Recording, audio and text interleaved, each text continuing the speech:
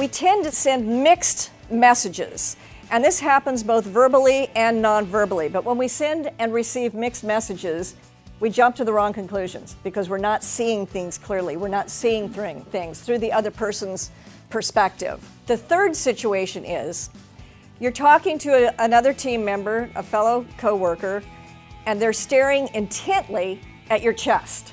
What does that mean? There's mustard on my shirt. Okay. Now see, this is what typically happens.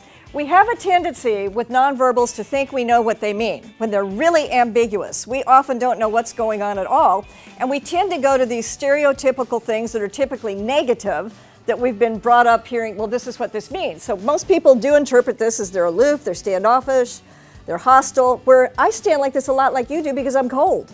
I'm cold. And why are you sitting like that? Is there another reason besides it's cold? Yeah, you're cold.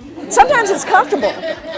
Sometimes it's just comfortable. It's so important, especially in work situations. If we're training somebody or showing them how to do something or trying to explain something to somebody, we have got to make sure that we're congruent, we're consistent, and that the verbals and nonverbals match up, or it's really confusing to people. Have you ever explained something to somebody, thought they understood it, hey, I've done my job, I communicated, then you walk away? They didn't get it at all.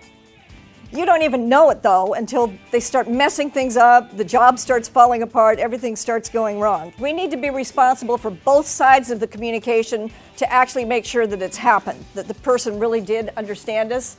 So if we're the one who's giving the message, we're explaining something to somebody, we need to check with them and make sure they understood. Now sometimes people don't want to ask questions because maybe they're shy or they think they're going to look stupid, they feel like they should already know that or they should be quicker or whatever. So we'll just say, would you mind repeating that back to me? I just want to make sure that we're on the same page. Do it with a smile. We don't have to have an attitude or anything like that that's going to make them feel uncomfortable. We just want to check for understanding to make sure they got it. A lot of times with communication issues, we say to ourselves, how can I get him to stop doing that? How can I make her not do that? How can I get this person to change? We can't. The only way people are going to change is if they want to. We don't have control over somebody else. The only person we have control over is ourselves. How we communicate, what we're responsible for, and how we react to other people and their communications.